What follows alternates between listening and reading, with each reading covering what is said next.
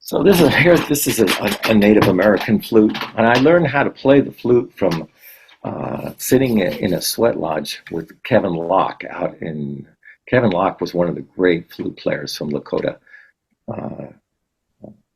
tribe, and he passed away unfortunately not too long ago.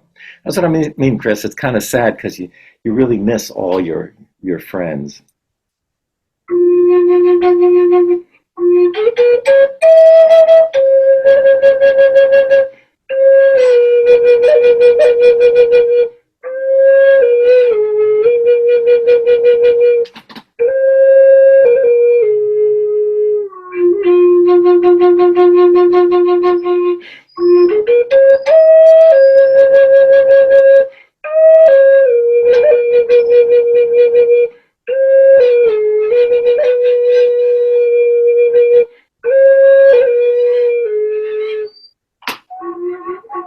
Oh, last note. Let me get that last note.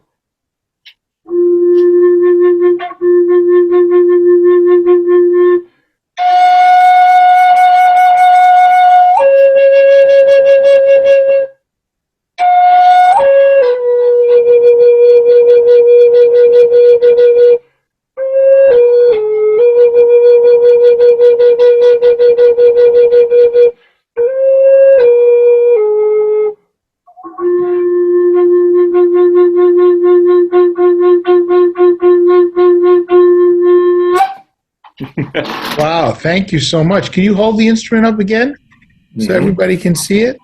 Yeah. Wow. Now, interestingly enough, from a tonal standpoint, it sounds like all the intervals are basically aligned with intervals we have in most Western instruments. Is that true, or are there some variations? It's a pentatonic scale, right? And it's really in this minor, and each one has a little different type of sound. I have a bunch from different tribes. And so one of the reasons I wanted to learn how to play it was I was doing a lot of these school programs, and I wanted the children to understand that there was music here before the white man came. It's not like we brought right. music. No. There were dances and different traditions, and the beautiful idea of the flute is another wonderful thing about that tradition. And I was honored that Kevin was able to show me things. So it was like never kind of formal lessons, but it was always something that I learned from sitting down with different people, playing the Polish bagpipes. I lived in Poland in 1984. And I went there to learn about this instrument that was basically disappearing. And Pete Seeger helped me with that to get this fellowship. And so I was able to live in Poland and interact with the different musicians for a whole semester of time. So and that was really important because Chris, that was the first time that I realized that folk music really had nothing to do with being on a stage or necessarily just doing a performance, but it had to do with community. It had to do with tradition. It had to do with like songs where there were songs for love, there were songs for work, and there were songs for dancing, and so I started realizing that, and especially in this area where I lived in East Stebna, just a fantastic place where it was. And it's protected by UNESCO as a living kind of culture. Really, really a wonderful place. And all the young kids that when I started out there trying to learn how to play these different instruments, they've all become renowned musicians. All of these kids. They all grew up and have their own bands. And even though the bagpipe at one time was about to die out, now there's so many people that are involved in that I don't worry about that anymore. Now, were you near the area where your mother was from? No, not necessarily. Okay. I did go out there. I did visit. And what area was that where your mother was from? She was near Rzeszów. Which is, I'm sorry, I don't know the geography. Yeah. What other large city is that near? Geez, it's sort of it's near the Ukraine border. Oh, okay. Okay. Gotcha. So it's that part of Poland, and where the mountains were is where I lived. I lived in the high mountains, and learned all these different instruments from the Highlanders. But there are other parts in Poland. There's like eight different Polish bagpipes. So it's a whole different part of my life. As you can see, there's all kinds of different parts of my life that are very very different, and yet they all come together in story. And that's what I learned, was about the power of stories and how it can bring all of these different things together. Right. When you try to just do it without the story, it doesn't work. So let's talk about the Almanac Trail and the work that you were doing on that project with George Mann. So it started back in 1983. Was it 1983? No. I don't have. Wait. I think it was in the 80s. I can't remember what year it was from. But anyway, I wrote Pete Seeger a letter that I had this idea of. I always was fascinated by this tour that the Almanacs did in 1941. Okay. So wait, before you talk about the tour, tell us a little bit about the Almanac Singers, because not everybody in our audience knows who they were, what they were about, what this was. Okay. So, it was back, in 1941 that Pete Seeger and Lee Hayes, they're gathering together separately. They were gathering together some information about a song book of labor songs. And, so Lee Hayes had come up north looking for a publisher. They said, well, you should go to New York. There's lots of publishers in New York. And so they went, that's where they met. And Pete, in his wonderful philosophy, said, why write two books? We can work on one together. And that's how they started their friendship. And then they played their first gig. They played at a Greenwich Village Chinese restaurant. And Pete said, I think we made about $5. And then he thought about it a little bit. And I said, well, that's too much. I think we made about $2. They didn't have a name back then. They met with Millard Lampell, who was a really good rhymer, and then they started playing together, and they didn't have a name, and so they said, well, we have to get some sort of a name, and they were thinking about it, and then Lee Hayes said, back where I come from, there's two important books in every farmhouse, and one is the Bible. And then there's the Farmer's Almanac. And so that's why they called themselves the Almanac Singers. And so they started playing as the Almanac Singers, and Woody Guthrie joined up with them. And so this is 1941. They were singing a lot of peace songs in the beginning. And then what happened is, Hitler attacked Russia, and everything changed. And they stopped singing the peace songs that they were singing, and they started really utilizing their union labor songs. And they put out an album called Talkin' Union, very famous album. And they had a convention at Madison Square Garden.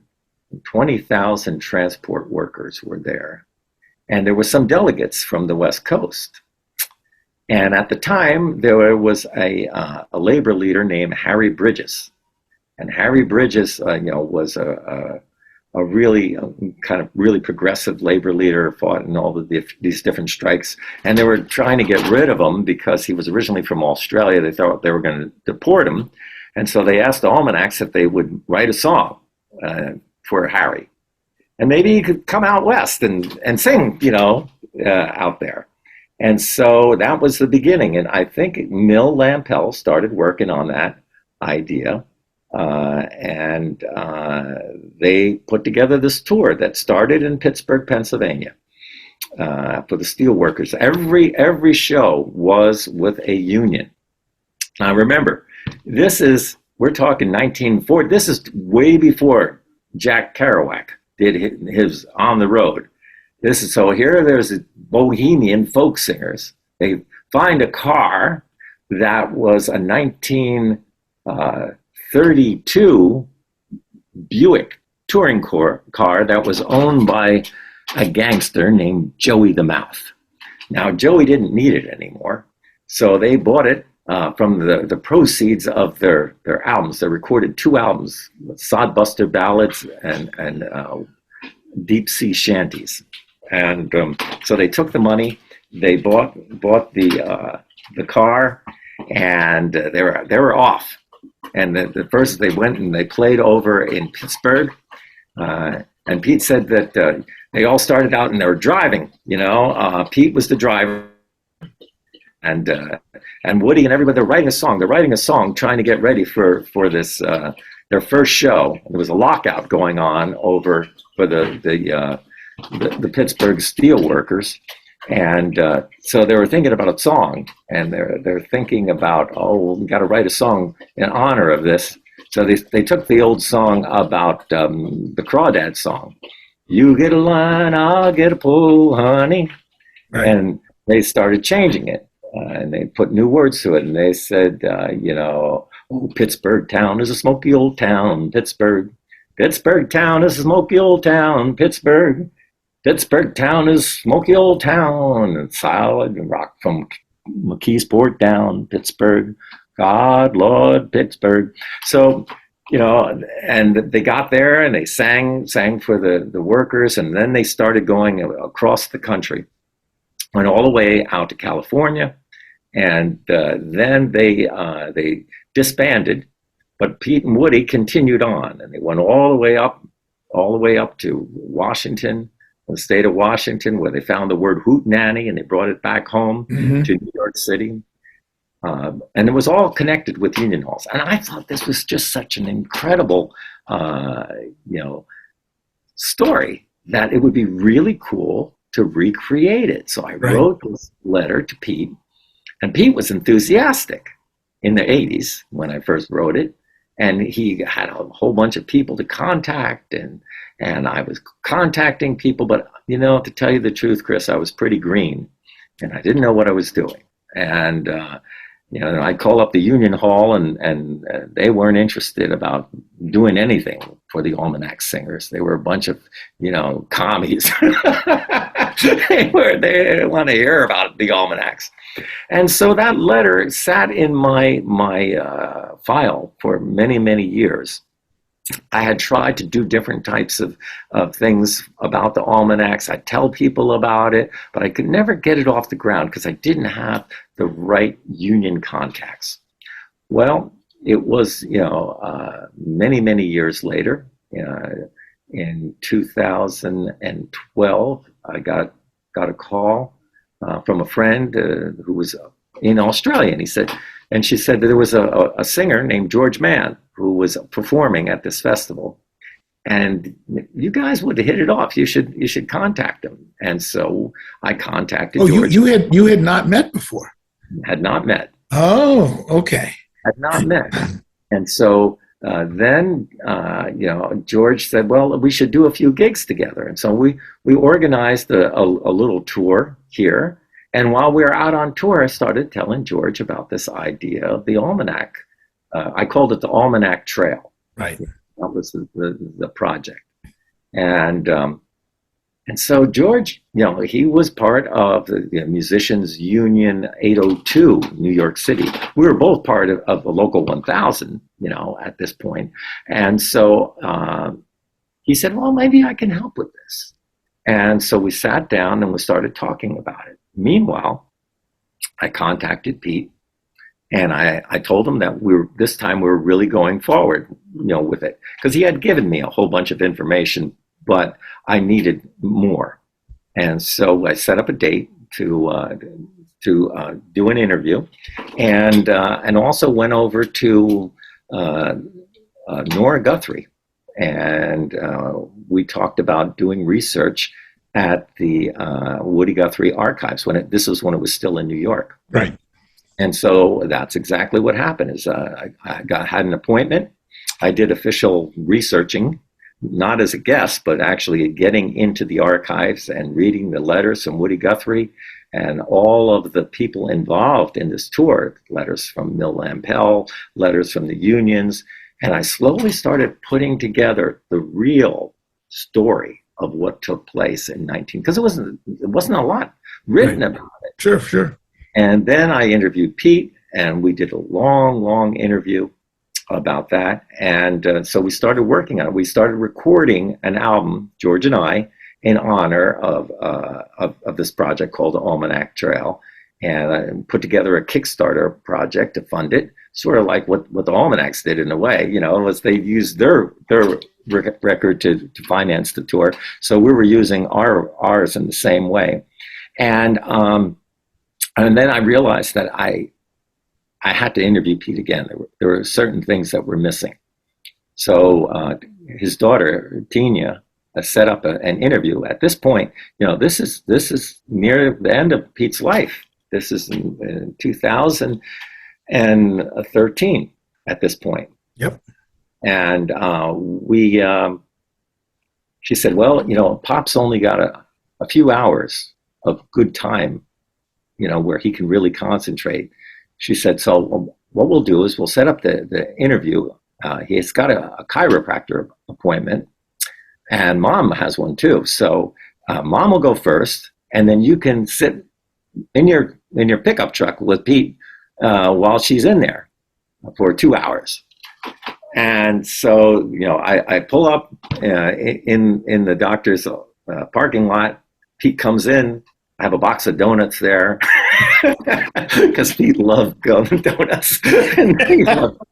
And he goes, well, I shouldn't have these, but okay, and he's sitting there, and we sat in that pickup truck and did this final interview. And every once in a while, Chris, Pete would be holding his head like this and concentrating. I said, what are you doing? He goes, Rik, I'm trying to get back to 1941. And on the cover, I brought the original Talkin' Union album cover, and Pete's looking at it, and I said, Pete, look, it says, in memory of Joe Hill. I said, well, why'd you do that? And he said, well, Rik, Joe was a good songwriter. Oh, the workers on the SP line to strike without a call. And we're sitting in my pickup truck, and we're singing together, the Casey Jones, the Union Scat. And I was thinking back to my youth when I was just a young kid, and I first read at Pete Seeger How to Play the 5-String Banjo book. And I said, I could never conceive the idea that I would be sitting together with Pete in my pickup truck, singing songs together. At the end of his life. The end of his life, because it was probably one of the last projects that he did, So he became aware, because of this, he became aware of the work you were doing. He was glad you finally got it off the ground, right? And it happened. It happened before he died. Oh yeah, and so George and I, we hit the trail, and we started off in Pittsburgh on the car that we had. Now this is a funny story. Now we both knew that we didn't have cars that could make this trip. I mean, we're talking a 9,000-mile trip, in a very short time across the country, because George had booked the last show first. which Oh boy. was a real challenge because then we had to fit everything in. Right. And the last show was in Buffalo because that was the Okay. last place they played. And so we had to start in Pittsburgh. And that was really hard. So George and I divided up the job of calling up the different union halls because Pete was very, very, he said, it's not an almanac tour if it's not all done in union halls because we didn't play in coffee house. We only played in union halls. And so we had to have every show be union connected. Sure, of course. And so, we went, so one of the shows, of course, was going to be for the Auto Workers Union, because from all the research that I did, I knew where they played, the original almanacs. And that's why it's the Almanac Trail, because we followed the path that the almanacs did. And so, I had to get a car, and I go in to go get the car at the local car rental. And they bring out this Japanese car, and I said, we're doing this project, and we just can't rent this car. Japanese. We need a union car. And so I had these little buttons made up about the Almanac Trail, and I told the woman how important it was. I made her an official sponsor. I said, here, have this button, you and the next day, Chris, she showed up. And she had this car that was a Ford Focus, and it had a big sticker on the side. It said, "Made with Pride, the Michigan plant." And so, we went out. We started the tour out in Pittsburgh, and we joined up with Ann Feeney. Right.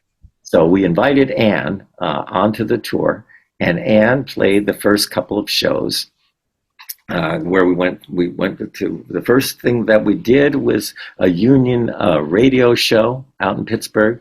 Then we did a children's show, a radio show, telling the kids about the importance of the almanac singers. And then we played for the Pittsburgh Steelworkers Union Hall. And that was the beginning. And then we followed the path. And Ann continued on. We played for the Auto Workers Union out in Detroit. And when we got there, they said, don't even think of parking your car here if you don't have a union-made car. And good thing you were insistent. Oh yeah, and so that was a magical show. It was on Woody Guthrie's birthday. Nice. The Auto Workers Union. And then we kept going. We brought Ann back, and then we went over to Chicago, and we played for her a little show over there, sponsored by the IWW union, and we also made a visit to the IWW headquarters there, and we saw Joe Hill's funeral urn. The original one, and we learned about. That was the thing, Chris. As we were traveling, I began to realize that this tour, while I was thinking that it was about the almanacs, this was a much bigger thing. It was really bringing the almanacs back into the union halls, getting people to realize the importance of the work that they had done, and also realizing the importance of unions in our lives. And at the time, back then, it was a low point, Right, and actually, for you and George, in some ways, it was a pilgrimage too. Oh yes. So because you were stopping in these places that meant so much, had such historical and personal importance to you. We went to Haymarket Square, and we were learning as we were going and seeing things and talking with people and bringing these songs back to the people where they belonged. And it was an amazing tour. And we got out to California, and we played for the Harry Bridges Union Local. And we got to sing the ballad of Harry Bridges. And that was cool because everybody knew it. Everybody knew it in the hall. And and then we went, we followed all the way back up we went past the Bonneville Dam where Woody showed Pete where he wrote all those songs when he worked for the Bonneville administration. And we went to Butte, Montana. And in Butte, now Butte, they call it the cradle of unionism. And they had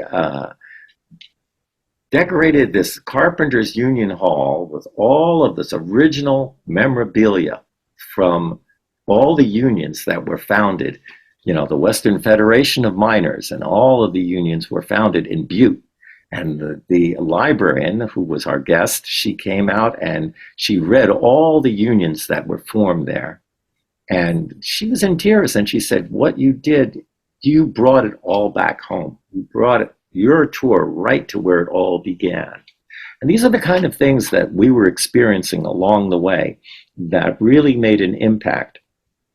And as you said, the important thing, too, was that after the tour was over, Pete's wife had died, so she was gone.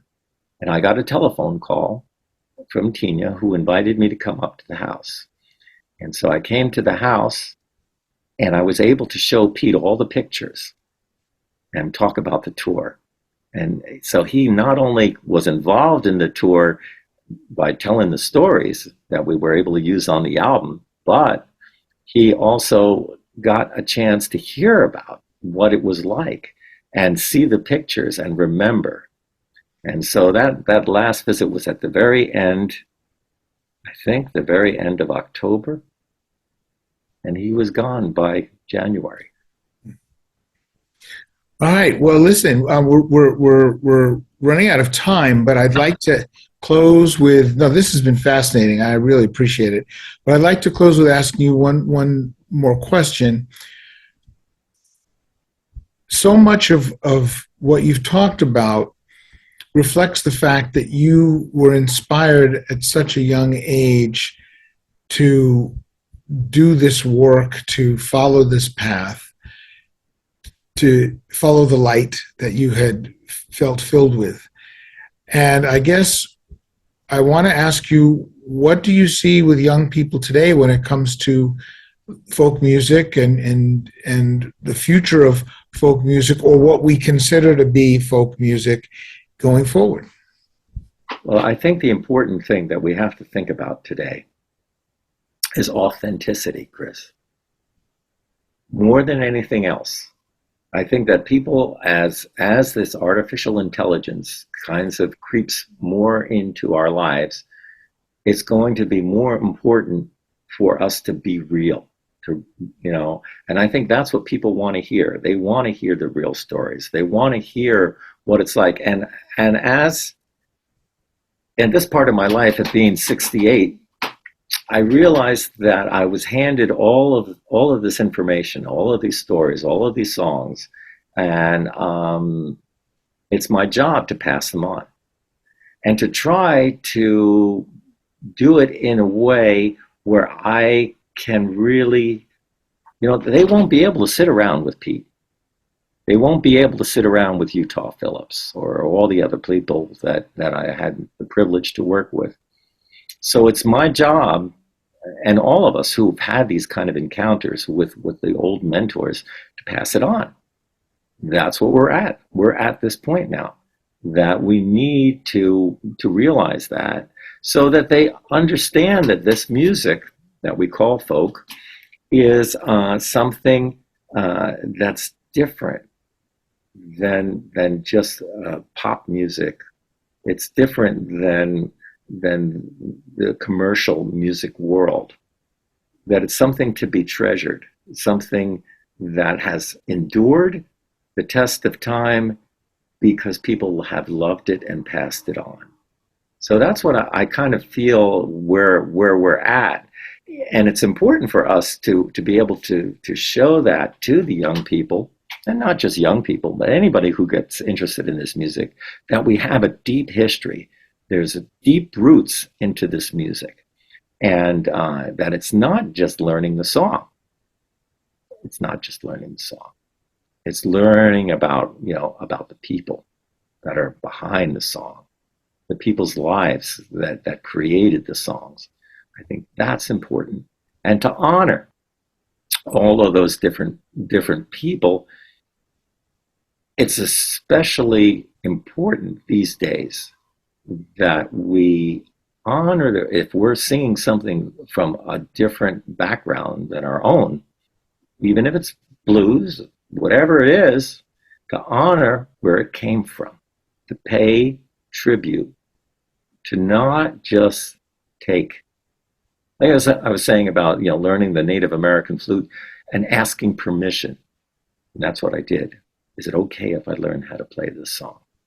Now, a lot of times you can't ask, permission, but you can pay tribute. You can give that little historical sidebar about where a song came from, because that's what our music is about. It's not about the big stage presentation kind of thing. It's about this kind of interaction. This really, I'll tell you one more story that kind of really sums it up. Here I was, still, this is before I met Pete. I was at the Philadelphia Folk Festival just as a festival goer, and there was Elizabeth Cotton. Right? Elizabeth Cotton's on the stage. She's playing music, and I got the idea that I wanted to talk with her. And so she got off the stage, and I went over to her, and she looked at me, and she was, she's an elderly black woman, and here I have a young white kid with long hair, and she knew that I wanted to talk with her, and she didn't. She just looked at me, and she said, "Are you hungry?" And I said, "What?" She said, "Are you hungry?" She said, "I was just going to sit down and eat some oranges. Will you join me?" And she had this little kind of blanket thing that she laid out, and she sat down, and we sat down together, and she was peeling the oranges, and every once in a while she would be telling me the story about how she wrote Freight Train, or how she developed, the style that she was doing. And she said, she handed me that orange. She said, "Now, doesn't that taste good?" Now, Chris, we'll never forget that. Of course not. We'll never forget that. That's not a rock and roll moment. That's the real interpersonal reaction of what folk music is all about. Gotcha. So where can people learn more about you on the internet? They can go to Rik Palieri. It's RikPalieri.com. And there's a lot of information on there.